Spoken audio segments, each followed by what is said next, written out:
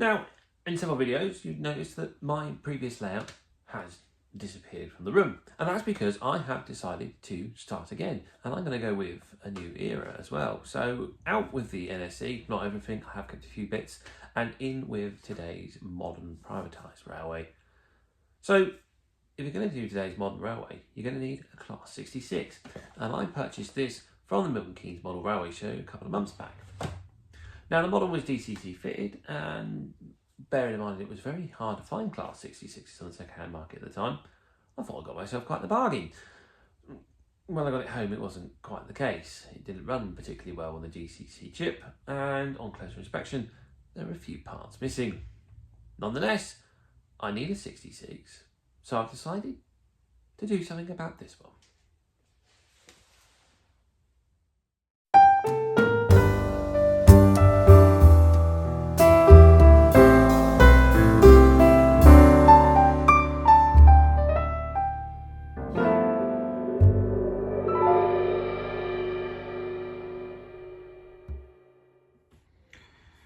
So I've decided to change eras for my layout, and with that I've started collecting a few bits of stock. Now whilst I'm waiting for the Accurascale 66s, I thought, well, any modern layout needs a 66, and so I picked this up second hand at the Milton Keynes Model Railway Show, I think it was. It's digital fitted, it's not in a bad condition, but it's not great, and I probably paid a little too much than it's worth, because when I went to run it, it wasn't a great runner, but I suspect that's the DCC chip. So what I intend to do is replace the chip and put this Hornby TTS sound chip inside. It needs a bit of a clean up, it's all a bit grubby in places, there's a lot of fluff and hair all over it, and then it just needs touching up and fixing up. Like the axle box covers have been painted on this end, but not this end. Don't know why they've done that.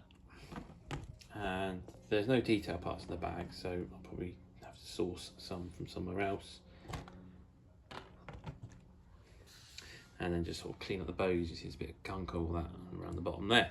And then I intend to have the loco as it is in its current state. So at the moment it's in the sort of Mendip pool and runs between the quarries to Hamwell or Southall, as these freight trains don't go to Acton anymore, as Freightliner took over, and DB want lots of money to let Freightliner go in there, all very political.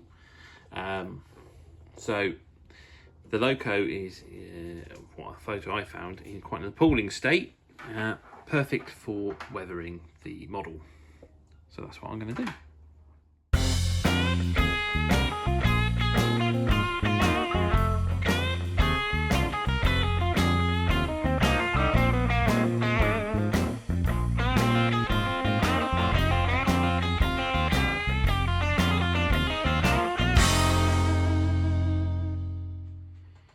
There we are then. I think even with the clean-up, that looks better. You can see the roof was filthy. That's all from the roof. Originally I tried using some IPA just to clean it, but the paint that Bachmann used reacted with that immediately, and I noticed there was a little bit of green tinge. You can see it started to take the paint off already, so I stopped using that, and then I just went to good old-fashioned water just to clean the roof. And I've gone around, I've cleaned it all up. The advantage of doing all this cleaning is I then notice things that are missing. So I've got brakes on this bogie, but I've got one set of brakes missing on this one.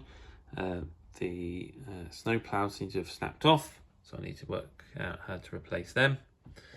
And then there's a few other bits, there's still a bit of dirt on the back of the wheel there, it's picked up, so I need to clean that off. But the next job is I'm going to open it up and put the sound chip in first. Right, I've got the shell off. This model has been very poorly treated. Don't know what's happened here. Looks like I tried to force a screw in, force a screw out, but there was no screw there, so there was only 3 screws holding. And then you can see evidence of, looks like a drill or something has been forced down that one. The other 2 screws at this end were a bit of a pain to get out as well. They just sort of turned and turned. So I think it was just one screw holding the whole thing together. So I might have to look into that. So we have a DCC chip here. I'm not sure what brand that is. On the plus side, it's an 8-pin socket. So now I just need to find somewhere for the speaker. Right then, with the top off, I've done a few things. I've removed the etched grill and cleaned the inside, and then it has also revealed that this pipe across the radiator is broken. And I thought maybe I could just glue it back together, but just put it back in shot, that would help. You can see there's a little bit of a gap there, so I think I'm just going to remove the whole thing and replace it with brass rod. And if I'm doing that one side, I might as well do it on the other. Now, inside then, I don't know what's happened in here. It's had a bit of a butchering by the looks of things. This needs soldering back on into there, because that's the connector for the top light on the cab. I don't know what's happened to that, because, I mean, look at that black wire. Why is it so much shorter than the red one? Honestly, why do people do this to their models? So, sound, TTS. Yeah, TTS is not the best in the world, but it's all right, and it's what I have lying around. So why not install it and have a bit of sound in this model? So the big question is where to put the speaker, because it's quite a large speaker, and if it goes there, it's clearly a lot higher than the top of the loco. So if I keep that speaker, I think it's going to have to go in the fuel tank, which we're going to require removing all this body section just to get to the 2 screws to release the tank, which is annoying. Alternatively, I have a couple of spare speakers. These are the 8 ohms. I think that's how you pronounce it. But Hornby TTS is 8 ohms. So I've got another speaker, this one. This is 4. Now correct me if I'm wrong, but I believe I need 2 of these for the sound to work properly. And if you don't have the correct amount, it goes very wrong, and etc.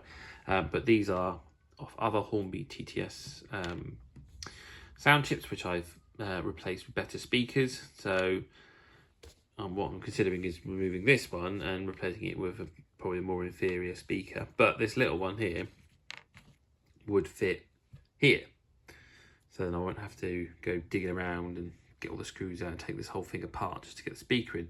The downside is I then have to work out how to get the sound out of the loco, because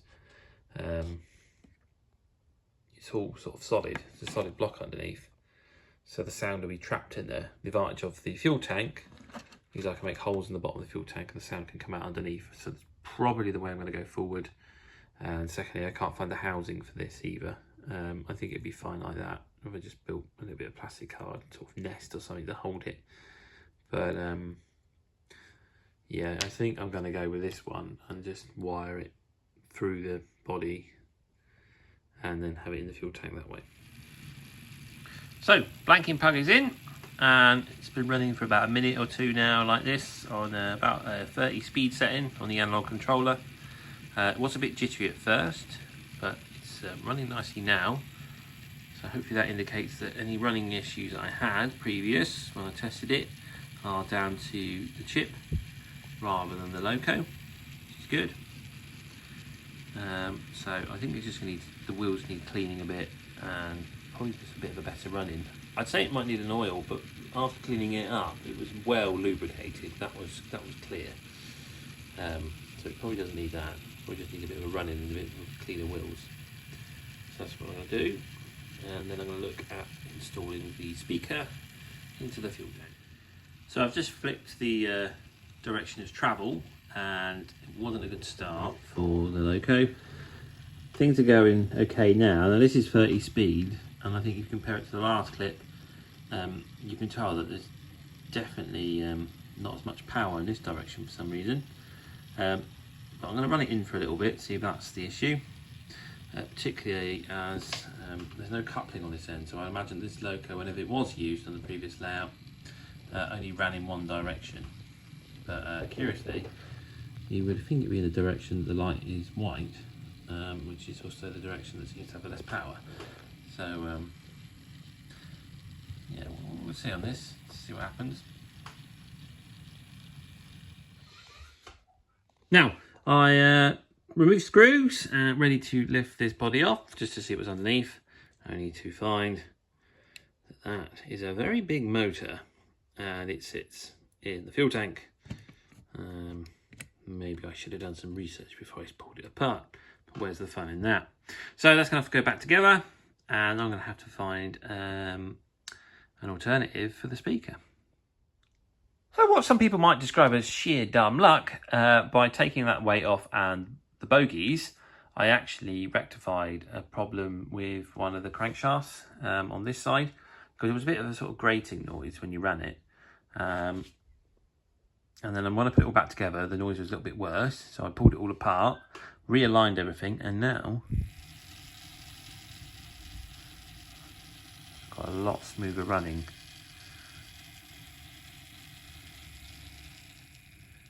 And that's on 20 speed at the moment, so I'm quite pleased with that.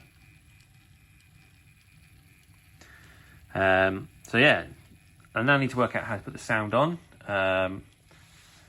So I think I'm going to have to resort to the smaller of the speakers. Try this little one. So I'm going to wire it up, see how it sounds, and hopefully it's not too terrible.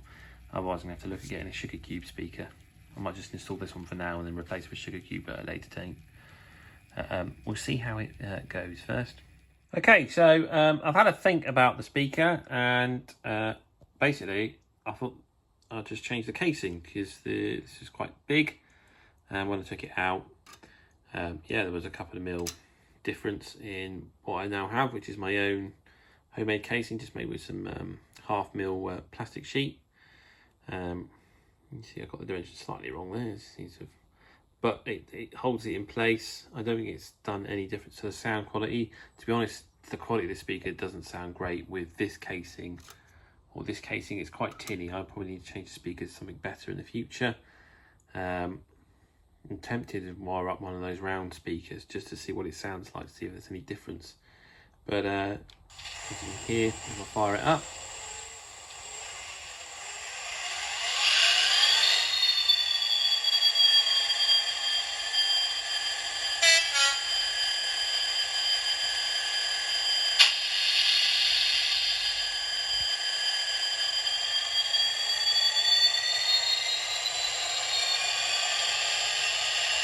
and yeah, it's quite loud, the speaker, and I was a bit concerned about the sound coming through, but I sort of just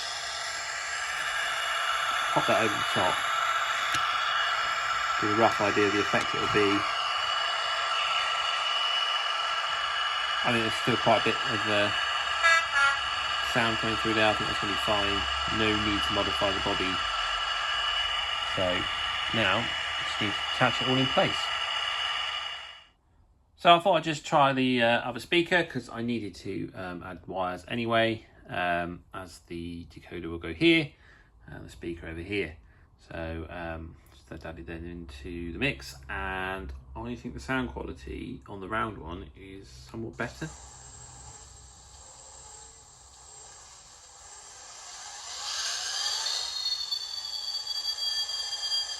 It doesn't sound as tinny to me. Bit of acceleration on there.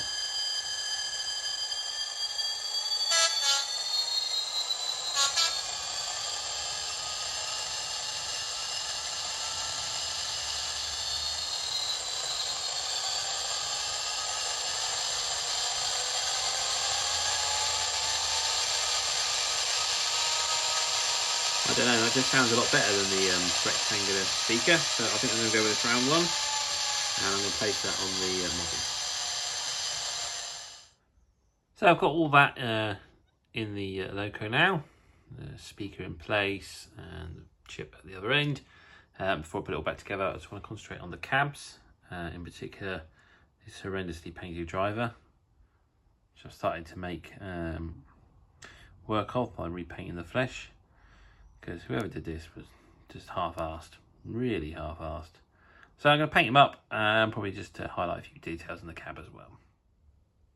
Right then, so I decided to repaint the cabs. Here's the finished product.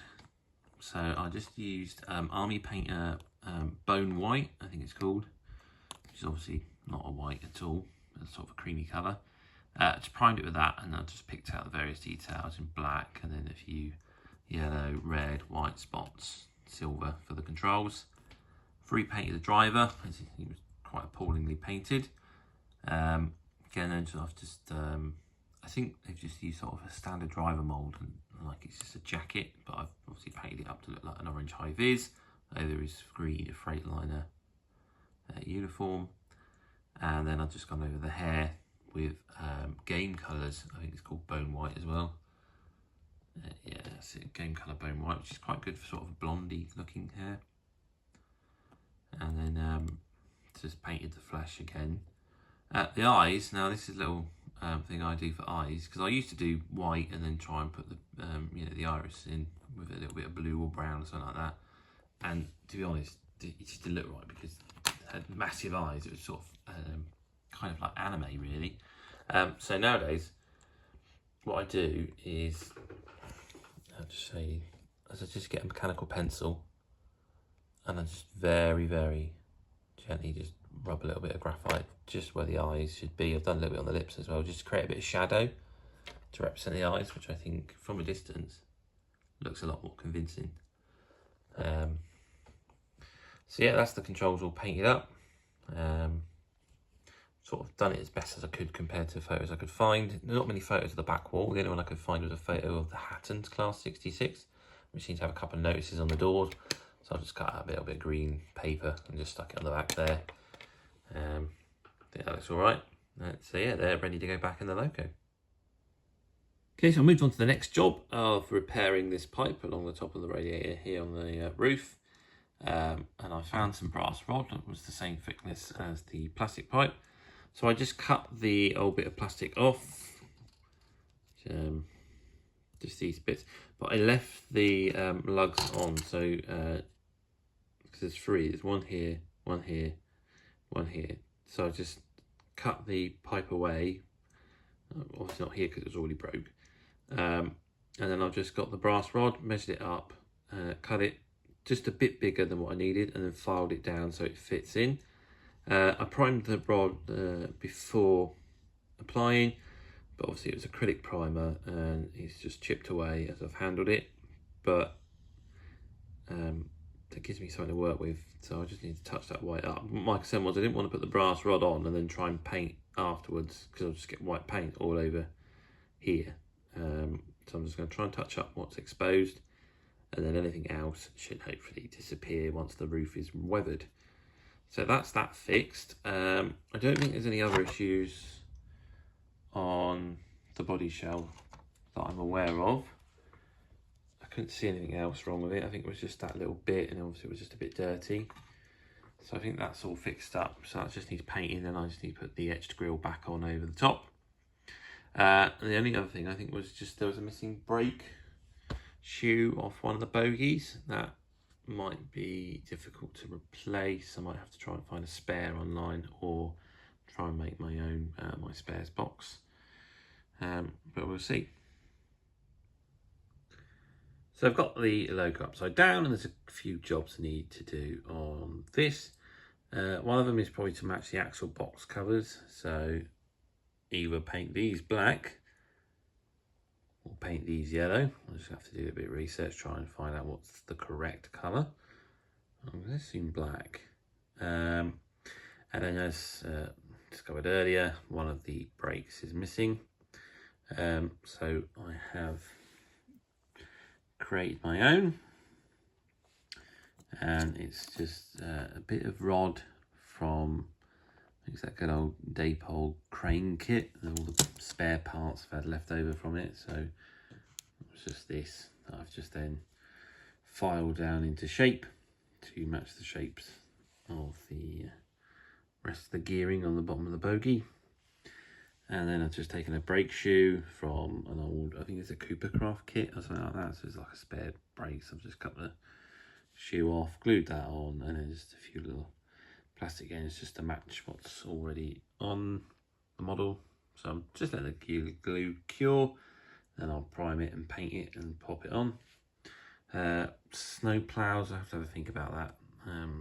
Probably have a look at what they should look like on a Bachmann model, and if they apply them with the couplings on, etc. And yeah, just those little jobs to do, really. Right then, here's the loco with a new snow plough fitted on the front, which I've scratch built just with a bit of plastic card. Unfortunately, I had a Hornby snowplow for one of the kids' 66s. So I just used that for the dimensions, measured it up. So it looks all right. The downside is that if you want a coupling, it swings right where the snowplow is. So on the rear end, I can't have one. I know Hornby got around it by sort of doing a alternative version, but there's, I think, attaches to the coupling, so it swings on the bogie.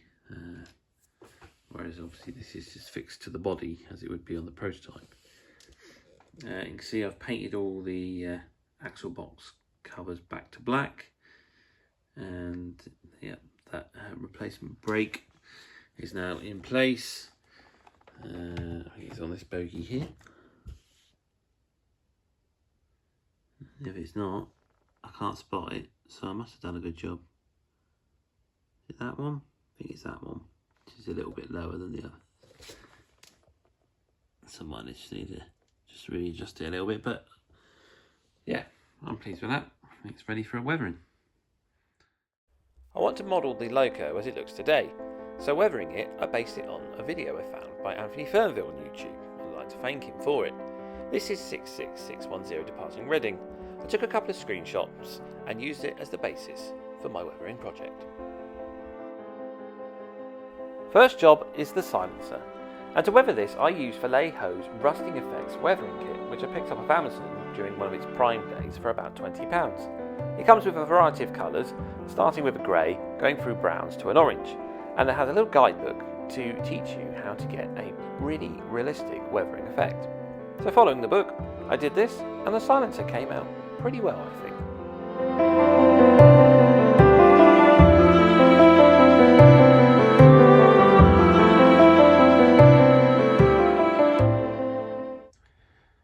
Now, one of the things I wanted to do before I started airbrushing is make my own spray booth. So I dismantled this fan. It was a perfectly good fan, there was nothing wrong with it. I just felt like dismantling it. I reversed the blades because I thought I could reverse the polarity, but that looked a bit more complicated than I was willing to risk my life with.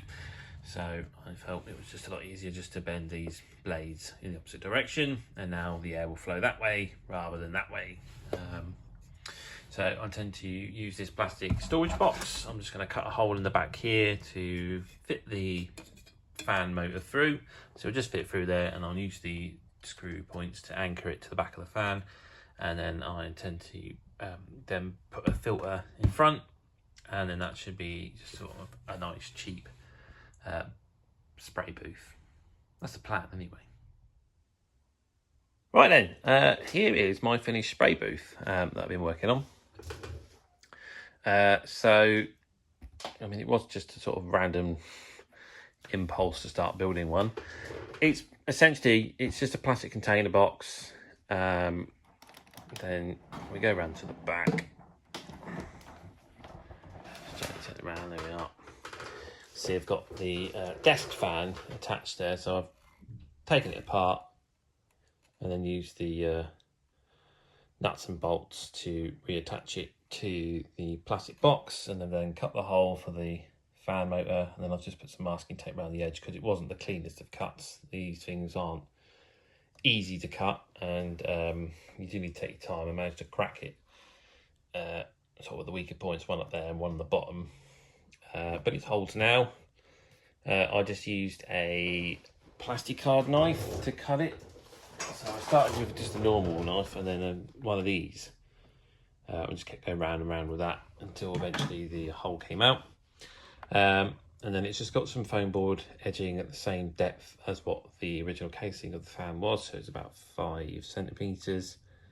And then I've got a carbon filter pad, and then you see that sandwiched between 2 foam boards. So this bit of foam board is attached to this, so this is attached to the box. Foam board's attached to that. That nut and the other 3 are all glued to the foam board there, and then I've got bolts that obviously screw this bit of foam board through to that. That sandwiches the carbon filter in place. Also means that you can't just pull it out and put your hand near the rotating blade when it's on. So cut enough space for the filter, and the filter was, I think, about £10–11 off Amazon, and there's loads left over. So once that is all clogged up, I've got plenty left over to make more filters, so that should last me some time. And then I've just done a base to work with. So again, it's all made out of foam board base, and I've cut another piece and then cut a hole to slot my turntable in, and then just a couple of sides. And then it's deep enough that I can take this out and just tuck it into the box, and it can all be packed away nice and tidily. So that's my homemade spray booth. If I do it again, I probably wouldn't use such a big fan. I may in the future do another version and use a smaller fan. And I might look at either this one or in a future version of boxing this in and then having a pipe so I can pipe the air out of the room. But this should do for now without the door open, I think. With the spray booth complete, it was time to actually get the airbrush out. But first things first, I didn't want to ruin all that hard work I'd done on the silencer, so I masked it up to protect it. I started with Life Colour's Roof Dirt and concentrated around the exhaust, where most of the soot has accumulated on the real loco. With the roof dirt applied to the roof, the next job was the bogies and underframe. I used a bit of card to protect the body from any overspray and just went round the model, just putting a very light coat of the roof dirt just to start the weathering process. Here we are then, this is the loco after running the airbrush over it. I had lots of problems with airbrushes. I mean, I need to buy a decent one anyway. I had the Spraycraft one, but it was blowing air back into the well. So the paint wasn't flowing very well. That's why I was having difficulty when I did the roof. So I tried using this airbrush that a friend from work gave to me because he bought it to do a bit of varnishing. It'll spray water. You put paint in it, it won't spray it. I don't know why. Just will not spray it. So the only thing it was useful for is just blowing air. So if I put a bit too much paint on the model, I used that to blow the air, to blow the paint away, so it didn't sort of puddle and pool. In the end, I used this very old school airbrush. It's a Parkside model. I think it come from Aldi or Lidl, one of those. My dad picked it up for me a very long time ago, and it's obviously cup fed. Feeds through this cup here rather than being gravity fed, which makes it a bit more difficult in getting the angles right. But it's okay. It's got an adjustable nozzle on it, so you can sort of adjust the size, and that's kind of how you limit the flow of paint rather than changing the air pressure like you would on that. That's got three settings on the compressor. But otherwise, I think the model's come out okay so far. Now there's still a bit of work to be done to it, because whilst I've gone over with the airbrush, the photo I'm basing it on is a screenshot from a YouTube video that someone done, and I will try and find the name of whoever filmed this so I can, credit them to their work. But as you can see, there is a lot of sort of streaking down the side of the stone dust, so I want to model that, and there's quite a bit of streaking on the cab front as well, so I need to model that. So I will be getting some washes out, and I don't think I've got a whitewash, so I might have to think of something else for the stone, but we shall see. So I kind of got into things with weathering the loco and sort of forgot to record myself doing it. So I was spraying, and then I've gone over with some Humbrol white and just a little bit of the dust weather washes, and then I've just weathered it as per photos. So strangely, like the stone dust is all down here, and then where the silencer is, there isn't anything on the bodywork from the photo. Don't know why, but that's the way it is. All dusty here, and then there wasn't much on the roof, so I've done it the same there. I mean, this side I had to guess how it looked. I've just sort of gone with how it looks on the other side, so we'll pop up a comparison photo. But that's how I've done it on this side. If I pop up the screenshot I took, and then you can compare and see. So yeah, it's just that's it really, the airbrushes and then just the washes over the top.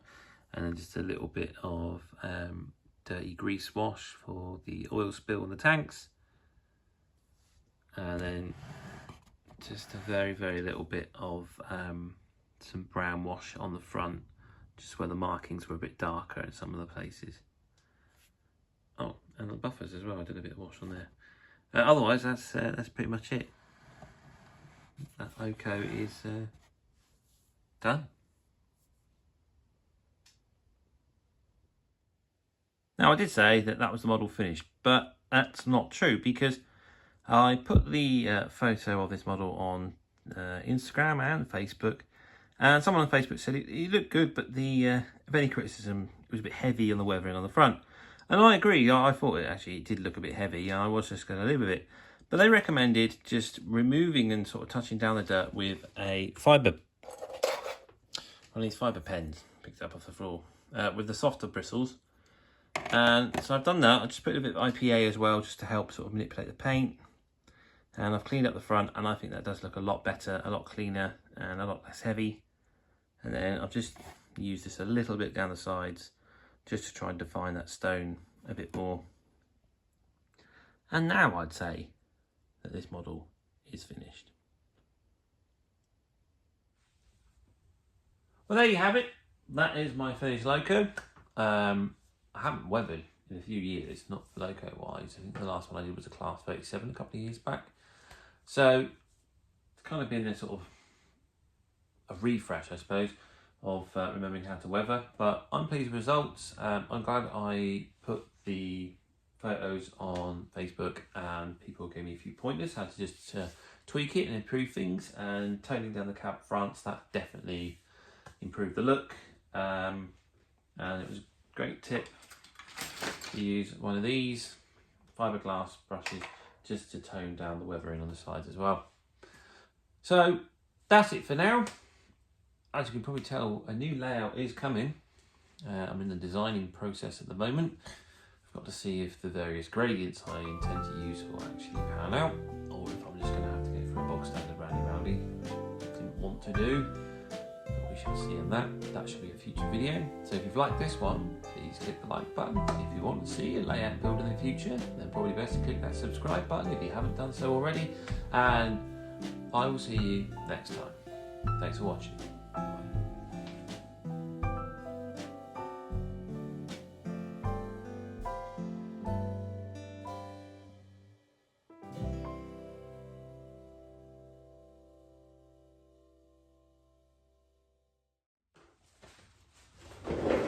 Whilst I remember, this video is actually the channel's 100th upload. That's right, I've done 100 videos for this channel. So if you haven't seen them all, which I'm pretty sure you haven't, then why not go into my channel and have a look back at some of the previous stuff I've done. Maybe not the stuff back at 2012, they were done on like mobile phones with 4 megapixel cameras. They're really grainy and bad. And if I recall, there's quite a few spelling mistakes, particularly the flying banana. However, I'm sure there will be something that you may like that you haven't seen before. Check out my Swindon panel build. You haven't seen that one. I'm particularly proud of that one. Or maybe even my N-gauge layout. I'm sure there is something for everyone on there. Unless you like buses, there isn't any buses. But for everyone that has followed the channel so far and has been watching the videos, thank you very much. Obviously, to get to 100 videos, that's quite an achievement and a lot of work, a lot of effort. And I would say here's to 100 more, but these things are knackering, so I'd probably do about 10 and probably just give this up. But until then, thank you for watching, and hopefully I'll see you again next time.